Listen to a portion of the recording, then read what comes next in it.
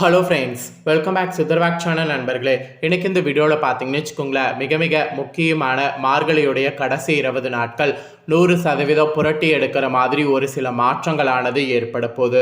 அந்த மாற்றங்கள் கன்னிராசிக்காரங்களுக்கு என்ன மாதிரி ஏற்படும், கன்னிராசிக்காரங்க அந்த மாற்றங்களுக்கு தகுந்தவாறு எப்படி நடந்துக்கணும் அப்படிங்கிற முக்கியமான ஜோதிட தாள்களை தான் இப்போ இந்த வீடியோவில் ஷேர் பண்ண போகிறேன். இந்த வீடியோ ரொம்ப யூஸ்ஃபுல்லாக ரொம்ப இன்ட்ரெஸ்டாக கன்னிராசிக்காரங்களுக்கு இருக்கும். ஸோ கன்னிராசிக்காரங்க வீடியோ ஸ்கிப் பண்ணாமல் பாருங்கள். உங்கள் ராசிக்கு மார்கழியுடைய கடைசி 20 நாட்கள் என்ன பலன் கிடைக்குங்கிறத தெரிஞ்சுக்குங்க. கடைசி 20 நாட்கள் உங்களுக்கு சாதகமாக இருக்குமா பாதகமாக இருக்குமா அப்படிங்கிறத எல்லாமே கிளியராக இந்த வீடியோவில் சொல்ல போகிறேன். உங்களுக்கான பலன் என்னங்கிறத தெரிஞ்சு அந்த பலன்களுக்கேற்ப நடந்து பலனடைங்க. அதுக்கு முன்னாடி மகத்துவம் நிறைந்த மார்கழி மாதத்துடைய சிறப்புகளை நீங்கள் தெரிஞ்சுக்கொள்ளணும். மார்கழி மாதம் மற்ற மாதங்களை போல் இல்லாமல் அதிக சிறப்பு இருக்குது. மார்கழி மாதத்துடைய சிறப்புகளை நீங்கள் தெரிஞ்சுக்கிட்டிங்கன்னா மார்கழி மாதத்தை மிஸ் பண்ண மாட்டீங்க. அதனால் மகத்துவம் மிகுந்த மார்கழி மாதத்துடைய சிறப்புகளை ஷேர் பண்ணுறேன். அந்த சிறப்புகளை கொஞ்சம் தெரிஞ்சுக்குங்க.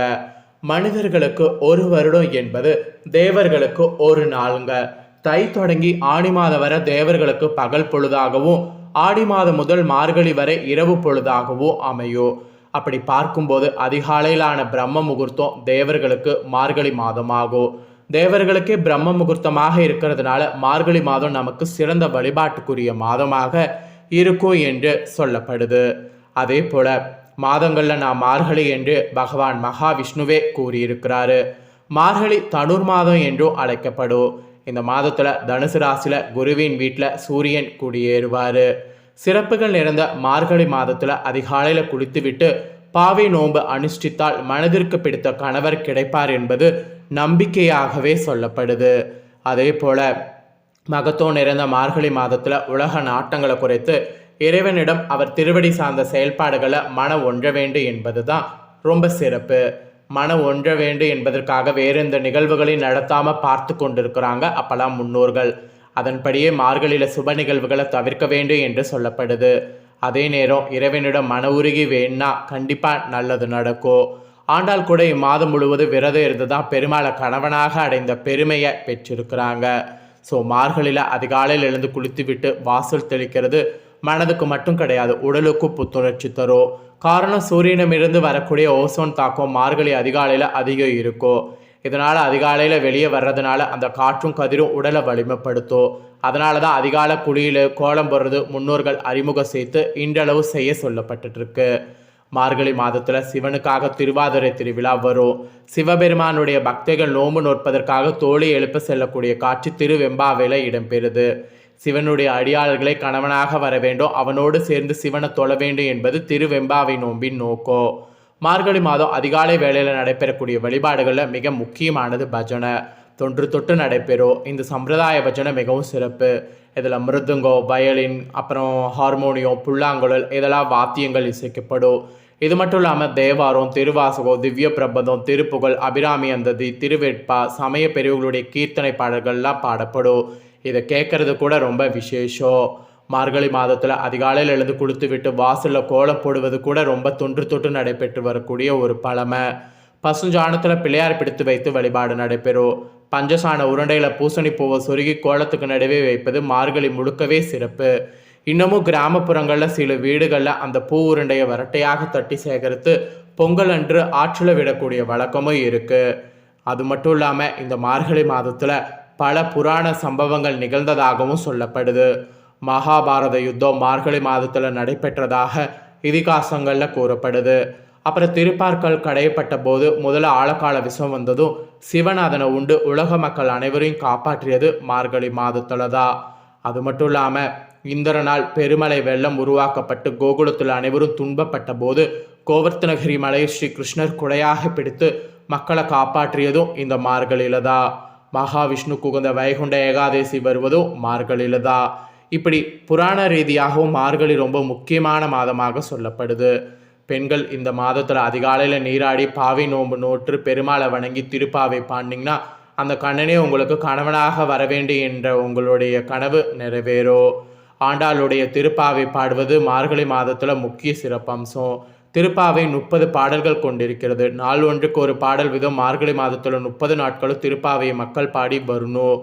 திருப்பதியில் கூட காலையில் வழக்கமாக பாடப்படக்கூடிய சுப்பிரபாதத்திற்கு பதிலாக மார்கழி மாதம் முழுவதும் காலையில் திருப்பாவை தான் பாட செய்யப்படும். சிறப்புகள் பல வாய்ந்த மார்கழி மாத விடிற்காலையில் கன்னிராசிக்காரங்க நீங்களும் திருப்பாவை திருவெம்பாவை பாடல்கள்லாம் பாடி பெருமாளையும் சிவனையும் வணங்கி இறைவனுடைய பேரொருளை பெறணும். அதனால தான் மார்கழியுடைய இவ்வளவு சிறப்புகளையும் உங்களுக்கு ஷேர் பண்ணேன். இப்போ மார்கழி மாத பலனை உங்களுக்கு ஷேர் பண்ண போகிறேன். ஸோ உங்களுக்கான மார்கழி மாத பலன் என்ன கிடைக்குங்கிறத கடைசி 20 நாட்களுக்கு தெரிஞ்சுக்குங்க. கன்னிராசிக்காரங்க உங்கள் ராசிக்கு சொல்லப்பட்ட பலனை தெரிஞ்சு அந்த பலன்களுக்கேற்ப நடந்து பலன் பெறுங்க. வாங்க உங்களுக்கான பலன் என்னங்கிறத பார்க்கலாம். அம்மன் காரணகான புதனை அதிபதியாக கொண்ட கன்னிராசி அன்பர்களுக்கு இந்த மார்கழியுடைய கடைசி 20 நாட்கள் உங்களுக்கு திடீர் அதிர்ஷ்ட வாய்ப்புகள் கிடைக்கும். கிடைச்ச அதிர்ஷ்ட வாய்ப்பை பயன்படுத்தி முன்னேறுவது நல்லது. சில கன்னிராசிக்கார அன்பர்களுக்கு வெளிநாடுகளுக்கு சென்று வரக்கூடிய யோகம் உண்டாகும். அந்த யோகம் உண்டாகும் போது அந்த யோகத்தை பயன்படுத்தி வெளிநாடு போங்க. பிறருடைய முகபாவனைகளை கண்டே அவங்களுடைய மனதை அறிந்து கொள்வீங்க. அந்த மாதிரியான ஒரு அதிசயமும் நடக்கும். தெய்வ வழிபாடுகளில் ஈடுபடுறது நல்லது. தெய்வ வழிபாடுகள் எந்த அளவுக்கு ஈடுபடுறீங்களோ அந்த அளவுக்கு உங்களுக்கு நல்லது நடக்கும். ஸோ இதெல்லாம் அதிர்ஷ்ட பலனாக உங்களுக்கு சொல்லப்பட்டிருக்கு. குடும்பத்தில் அரங்கேறக்கூடிய சுப நிகழ்ச்சிகளில் சந்தோஷம் அடைவீங்க. ஸோ சுப நிகழ்ச்சிகள் அரங்கேறும் போது அந்த சுப நிகழ்ச்சிகளை நல்லா என்ஜாய் பண்ண பாருங்கள்.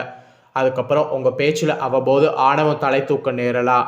அதில் மட்டும் கவனத்தோடு அதை தவிர்த்து கொள்வது நல்லது. உங்களுடைய பேச்சாற்றல் அதிகரிக்கலாம், ஆனால் திமிரு பேச்சு அதிகரிக்கக்கூடாது. தன்னம்பிக்கையோடு செயல்படுங்க. உங்களுடைய எண்ணங்களை அடுத்தவர்கள் நல்ல முறையில் புரிந்து கொள்வதற்கு முயற்சி பண்ணுங்க. புதிய பொறுப்புகள் உங்களுக்கு தாமாகவே தேடி வரும். அப்படி தேடி வரக்கூடிய பொறுப்புகளை கரெக்டாக ஏற்று நடங்க. அது உங்களுக்கு ஃப்யூச்சருக்கு உதவியாக இருக்கும். அப்புறம் தொழில் செய்யக்கூடிய கன்னிராசிக்காரங்க இந்த கடைசி 20 நாட்கள் பொறுமையோடு செயல்பட்டிங்கன்னா வாடிக்கையாளர்களுடைய தேவைகளை பூர்த்தி செய்து வெற்றியானது பெற முடியும். அதனால் வருமானம் உங்களுக்கு சிறப்பாகவே தொடரும். அதே சமயம் கூட்டாளிகளோட கருத்து வேறுபாடுகள் ஏற்படாமல் பார்த்து கொள்வது ரொம்ப ரொம்ப ரொம்ப ரொம்ப முக்கியம். புதிய முதலீடுகள் செய்யும்போது நன்றாக சிந்தித்து பிறகு ஈடுபடுங்க. இல்லைனா நஷ்டம் ஏற்பட வாய்ப்பு இருக்குது. இது தொழில் செய்யக்கூடிய கன்னிராசிக்காரங்களுக்கு சொல்லப்பட்டிருக்கு. அப்புறம் உத்தியோகத்தில் இருக்கக்கூடிய கன்னிராசிக்காரங்களுக்கு மேல் அதிகாரிகளுடைய ஆதரவு கிடைக்கும். சக ஊழியர்களுடைய ஒத்துழைப்பு நல்ல முறையில் இருக்கும். இதனால் மனதில் புத்துணர்ச்சியானது அதிகரிக்கும். உங்களோட தோற்றத்தில் ஒரு விதமான பொலிவு உண்டாகும். சிலர்லாம் நெடுநாட்களாக எதிர்பார்த்திருந்த பதவி உயர்வை பெறுவதற்கு வாய்ப்பு இருக்குது. ஸோ உத்தியோகத்தில் இருக்கிறவங்களுக்கு அதிர்ஷ்ட வாய்ப்பு தேடி வரும் என்று சொல்லப்பட்டிருக்கு. அப்புறம் அரசியலில் இருக்கக்கூடிய உங்களுக்கு பெயரும் புகழும் வளரும். புதிய பதவிகள் உங்களை தேடி தானாக வரும். பயணங்களால் உங்களுக்கு நன்மை உண்டாகும். உங்களுடைய கடமைகளை சுறுசுறுப்போடு செய்கிறது நல்லது. தொண்டர்களுடைய ஆதரவு பதவிகளை தக்க வைத்து கொள்வது நல்லது. ஆயினும் எவரையும் பகைத்து கொள்ளாமல் உங்களுடைய வேலைகளில் மட்டும் கவனம் செலுத்தினீங்கன்னாவே எல்லாத்தையும் தக்க வைத்து கொள்ளலாம் என்று உங்களுக்கு இந்த ஒரு சின்ன இது சொல்லப்பட்டிருக்கு. அதனால் அரசியலில் இருக்கக்கூடிய கன்னிராசிக்காரங்க நான் சொன்னதுக்கேற்ப செயல்படுங்க. அப்புறம் கலைத்துறையில் இருக்கிறவங்களுக்கு புகழும் பாராட்டும் கிடைப்பதில் சற்று தாமதமானது ஏற்படும். அப்படி ஏற்பட்டாலும் கிடைச்சிடும். சக கலைஞர்களிடம் உங்களுடைய ரகசியங்களை பகிர்ந்து கொள்ள வேண்டாம். உங்களுக்கு கிடைக்கக்கூடிய வாய்ப்புகளை தக்கபடி பயன்படுத்தி பொறுப்போடு நடந்து கொள்ளுங்க. அப்போ தான் உங்களுக்கு நல்லது. இல்லைனா நல்லது நடக்க சான்ஸ் இல்லை. இது கலைத்துறையில் இருக்கிறவங்களுக்கு சொல்லப்பட்டிருக்கு. அப்புறம் பெண்மணிகளுக்கு குடும்பத்தில் சந்தோஷம் அதிகரிக்கும். உற்றார் உறவினர்கள் உங்களை அணுகி பயன்பெறுவாங்க. சேமிப்பில் நல்ல கவனம் செலுத்துங்க. ஆலயங்களுக்கு சென்று ஆன்மீக பலம் பெறுவதற்கு வாய்ப்பு இருக்குது. அதனால் ஆன்மீக பலம் பெறுவதற்கு ஆலயம் செல்லுங்க. அப்புறம் மாணவிகளுக்கு நினைவாற்றல் பெருகும். இதனால் தேர்வில் நல்ல மதிப்பெண்கள் பெறுவீங்க. உபரி நேரங்களில் மனதிற்கு பிடித்த கேளிக்கைகள் விளையாட்டுக்களில் ஈடுபட்டு மகிழ்ச்சி கடலில் திளைச்சிக்குங்க. ஒன்றும் பிரச்சனை கிடையாது.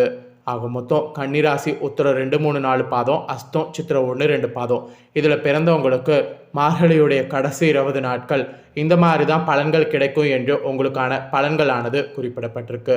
ஸோ குறிப்பிடப்பட்ட பலனை தெளிவாக இந்த வீடியோவில் ஷேர் பண்ணிட்டேன். ஷேர் பண்ண இந்த பலனை தெரிஞ்சிருப்பீங்க. ஸோ இந்த பலன்களுக்கு ஏற்ப நடந்து பலன் பெறுங்க. இந்த தாள்களை நீங்கள் பார்த்தது போல் உங்கள் ஃப்ரெண்ட்ஸ் ஃபேமிலி இருக்கவங்களும் பார்த்து பலனடையணும்னு நினச்சிங்கன்னா வீடியோ லைக் பண்ணி ஷேர் பண்ணுங்கள். உங்கள் ஃப்ரெண்ட்ஸ் ஃபேமிலியில் இருக்கிறவங்களும் வீடியோ பார்க்கட்டும். கன்னிராசிக்காரங்களாக இருந்தாங்கன்னா இந்த தாள்களை தெரிஞ்சு இதற்கேற்ப நடந்து பயனடையட்டும். மேலும் வேறொரு புதிய தாள்களோடு மீண்டும் இன்னொரு வீடியோவில் வந்து உங்களை சந்திக்கிறேன். நன்றி.